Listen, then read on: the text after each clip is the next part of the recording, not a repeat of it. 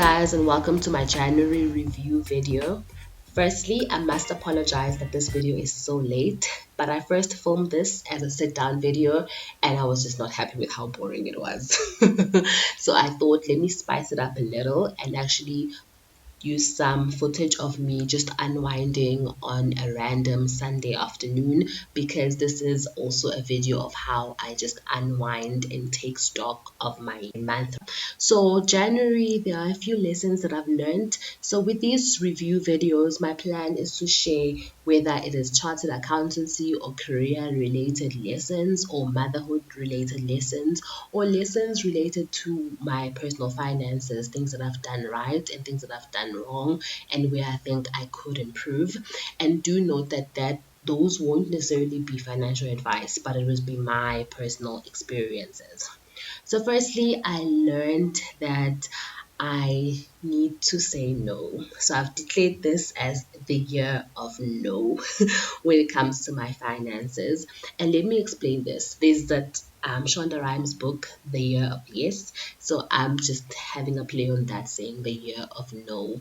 And I'm saying this because there are a few financial decisions where I've had an ask on my finances, and when I look back, I feel like I should have said no. I shouldn't have entertained that. And then I feel so stupid and so gullible for falling for some of the requests. So for me, this is really a year of no, where I'll really only entertain requests that are really crucial. And some of the controls that I've put in place is that I will have at least a 24-hour turnaround time.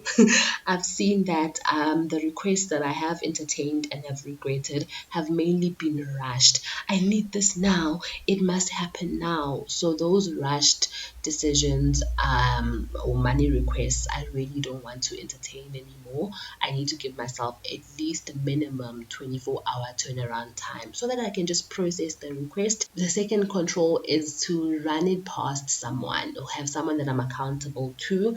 So this is usually my husband. So I just want to have a sounding board and really say, so and so is requesting this. What do you think?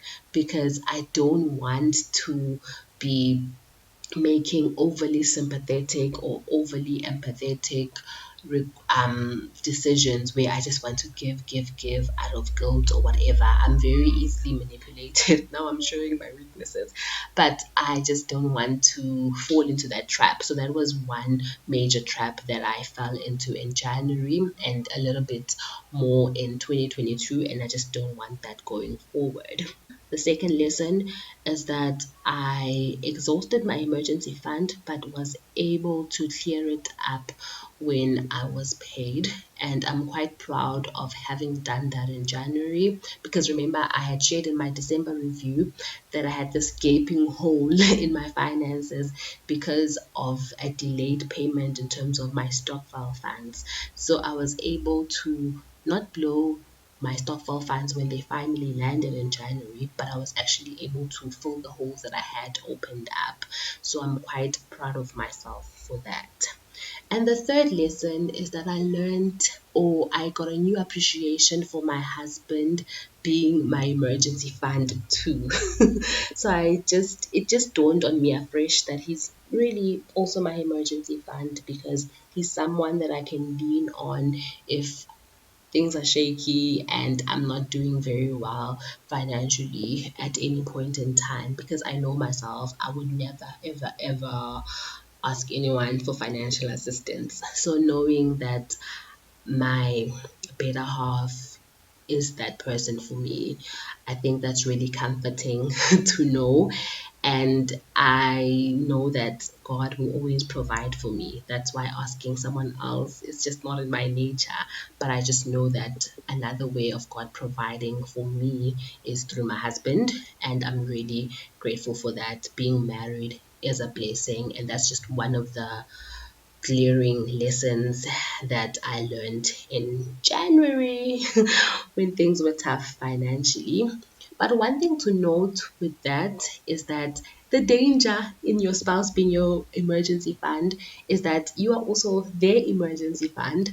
So you don't want to find yourself at a point where you are expecting that they'll bail you out in a specific month, whereas you also their emergency fund and they're also expecting you to bail them out in that particular month. So I think it's important to always communicate about your finances so that you know where you stand and where your partner stands, because you don't want to be each other's emergency fund and then you realize, hey, there's actually no backup because you guys were each other's backup at the same point in time. So that's just a note there. And another very painful lesson that I learned in January, and this was through the passing of a friend, is that it's so important to have your finances in order, such as a will and people that you can trust with your bank pins and all of that. Because I lost a dear friend and she had her finances in order. She literally went to her company, her HR, and just ensured that all her paperwork was done. And she was young, she was like around my age, but for me, seeing her planning so well made me proud and also reminded me to also really try to plan well. But also, her passing just taught me how everything is not as important as we think it is, especially these material things. Because when I came back from the hospital the day she passed, and I drove into my driveway and I saw her beautiful car, and I had a plastic bag with the clothes she was wearing, her cell phones, her everything. It just dawned on me how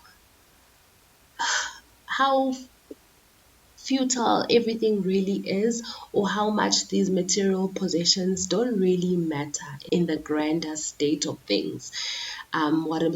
What really matters are the lives that you've impacted, the difference you've made in people's lives, and I suppose if you've really lived your life in a way that is pleasing to God, so that one day He'll welcome you with open arms and say, well done, you completed whatever assignment I sent you to do on earth.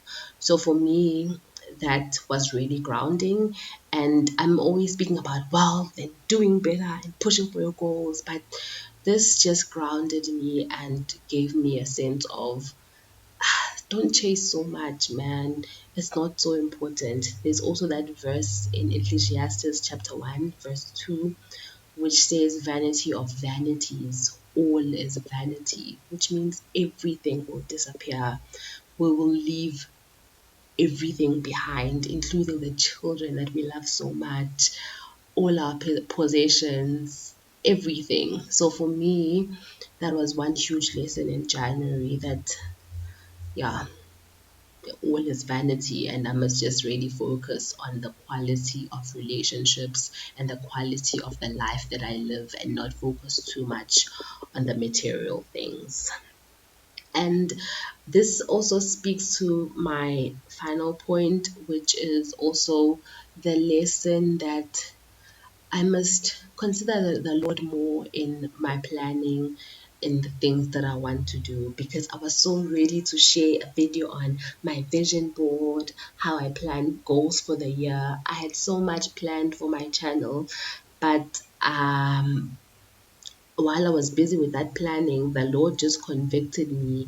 I was really convicted one day because I woke up and I was reading James chapter 4, where just when I was ready to share my goal setting video, I read James chapter 4 and specifically verses 13 to 15. They say, look here, you who say, today or tomorrow we are going to a certain town and we'll stay there a year, we'll do business there and make a profit. How do you know what your life will be like tomorrow? Your life is like the morning fog. It's here a little while, then it's gone. What you ought to say is, if the Lord wants us to, we will live and do this and that. Otherwise, you are boasting about your own pretentious plans, and all such boasting is evil. Imagine you're about to tell everyone how to set their goals, and God just says, sometimes or otherwise, you are boasting about your own pretentious plans, and all such boasting is evil. So for me, this just gave me the conviction that I need to relax, slow down a bit, and really ask the Lord if this is according to His will. But besides that, to just be receptive of the fact that not everything has to always go according to my way, and to also be aware that when it does go according to how I've planned, it's because the Lord has permitted it to happen in that manner. So for me, that was really another lesson that I learned, that as much as we live, let's not boast and have our own plans, but let's really ask the Lord if He is willing. Because this then just helps you to deal better with disappointments, because it just lets you know, okay, that just means God wasn't willing for that to happen. And also, it helps us to enjoy the achievements even better, because we like, okay, God has got me. This has God's stamp of approval. So those were some of my January lessons. Thank you so much for tuning in. I hope you enjoyed this video, and I will see you on the next one. And do not forget to subscribe to my channel if you're not. Bye guys.